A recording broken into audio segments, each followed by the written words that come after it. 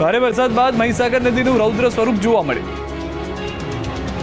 ખેડા જિલ્લામાં પણ મહીસાગર નદીનું રૌદ્ર સ્વરૂપ જોવા મળ્યું. ભારે વરસાદ અને ઉપરવાસની આવકને પગલે નદીમાં ભરપૂર આવક થઈ અને નદી તોફાની બની. ઉપરવાસમાં ધોધમાર વરસાદથી વણાકબોરી વિયરમાંથી પાણી છોડાયું હતું.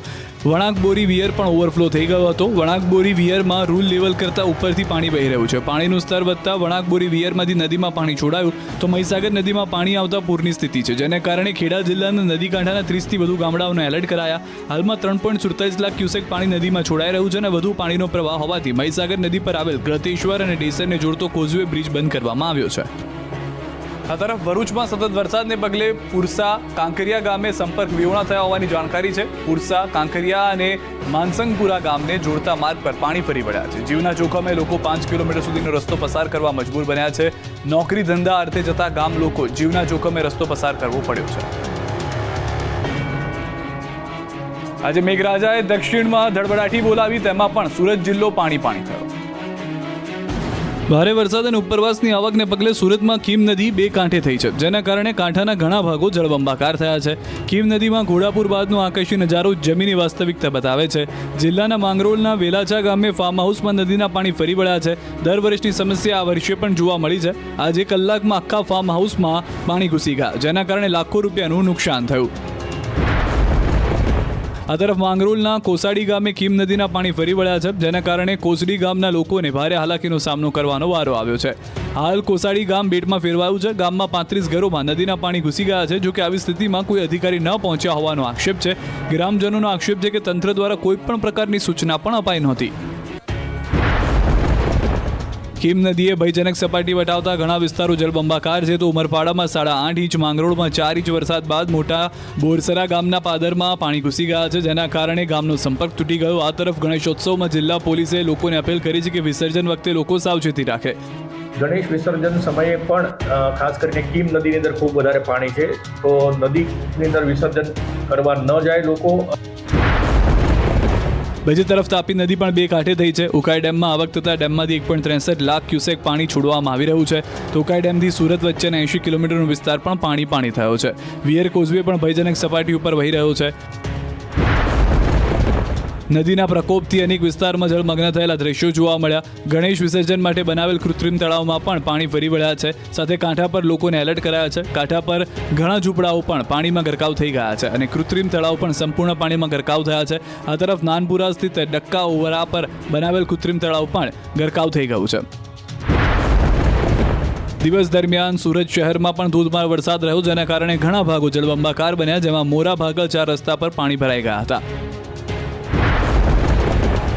માંગરોળના કોસાડી ગામમાં કીમ નદીના પાણીએ ભારે તારાજી સર્જી. અહીં મુસ્લિમ અને આદિવાસી ફળિયામાં પાણી ઘૂસી ગયા. સતત વધી રહેલા જળસ્તરથી રહીશોના જીવ તાળવે ચોંટ્યા. દક્ષિણ ગુજરાતમાં મેઘરાજાએ તોફાની બેટિંગ કરી છે, ત્યારે નવસારીના ઉપરવાસમાં વરસાદને કારણે પંચાયત હસ્તકના 7 રસ્તા બંધ થયા છે. નવસારી તાલુકામાં 3, ખેરગામ તાલુકાનો 1 રસ્તો અવરોધાયો હતો. ચીખલી તાલુકાના 2 અને વાંસદા તાલુકાનો 1 માર્ગ ઓવરટેપિંગના કારણે બંધ કરવો પડ્યો હતો. મેઘરાજાએ આજે છોટાઉદેપુર જિલ્લાને પણ ગમરોડી નાખ્યો હતો. ભારે વરસાદ બાદ છોટાઉદેપુરનું કંટેશ્વર ગામ સંપર્ક વિહોણું બન્યું. ઢાઢર નદીના પાણી ચારે તરફ ફરી વળતા ગામનો અવરજવરનો રસ્તો બંધ થયો. ઢાઢર નદીના પાણી ગામમાં 1 કિલોમીટર સુધી ઘૂસ્યા. એટલું જ નહીં, આસપાસના ખેતરો પણ તળાવ બની ગયા. હવે સંખેડા તરફથી કાંટેશ્વર જવા માટે પાણી ઉતરવાની લોકો રાહ જોઈ રહ્યા છે. તો સંખેડા તાલુકામાં ભારે વરસાદ બાદ રસ્તાઓ જળમગ્ન થયા. ગોલા ગામડી ચોકડી પર વરસાદી પાણી ભરાતા વાહન ચાલકો પરેશાન થયા. આ સ્થળ પર વડોદરા છોટાઉદેપુરને જોડતો મુખ્ય હાઈવે પણ છે, ત્યારે રસ્તા પર પાણી ભરાતા વાહન વ્યવહારને અસર થાય છે. સંખેડા ખાતે અભ્યાસ કરવા જતા વિદ્યાર્થીઓને પણ મુશ્કેલી વેઠવાનો વારો આવે છે. વરસાદી પાણીમાં ફસાઈ પ્રવાસીઓથી ભરેલી બસ. છોટાઉદેપુરના સંખેડાના હાંડોદ ગામે મુસાફરો ભરેલી લક્ઝરી બસ ફસાઈ હતી. ટોકરી કોતરના રોડ પર પાણી ફરી વળતા મુસાફરો ભરેલી બસ ફસાઈ ગઈ હતી. આ બસમાં 30થી વધુ પ્રવાસીઓ સવાર હતા, જે બાદ ગ્રામજનો દોડી આવી પ્રવાસીઓને બચાવ્યા. જિલ્લાના બોડેલી તાલુકામાં પણ ધોધમાર વરસાદ પડ્યો. તાલુકાના અલીપુરા, ઢોકલિયા સહિતના ગામોમાં વરસાદ વરસ્યો, જેના કારણે સાધનાનગર સોસાયટી, વર્ધમાનનગર અને દિવાન ફળિયા વિસ્તારોમાં પણ પાણી ભરાયા. બોડેલીના ઘણા વિસ્તારો જળબંબાકાર થયા. ભારે વરસાદને પગલે હરખલી કોતરપુરમાં પણ આવતા નીચાણવાળા વિસ્તારોમાં પાણી ભરાયા. બોડેલીના મોડાસર ચોકડી પર વરસાદના કારણે પાણી ભરાયા. સાથે છોટાઉદેપુર, નસવાડી, સંખેડા, ક્વાંટ અને સ્ટેચ્યુ ઓફ યુનિટીને જોડતો મુખ્ય રોડ પાણીમાં ગરકાવ થયો. રોડ પર ઘૂંટણસમાં પાણી ભરાતા વાહન ચાલકો અટવાયા. આ તરફ પાવી જેતપુરમાં ગણેશ વિસર્જન વખતે એક યુવક તણાયો. વાવડી ગામે ગણેશ વિસર્જન દરમિયાન ગામના તળાવમાં બનાવ બન્યો હતો, જે બાદ ફાયરની ટીમે શોધખોળ શરૂ કરી હતી. મેઘરાજાએ આજે વડોદરા જિલ્લાને ધમરોળી દીધો છે. સાથે નર્મદા નદીના પાણીએ પણ ચિંતા વધારી.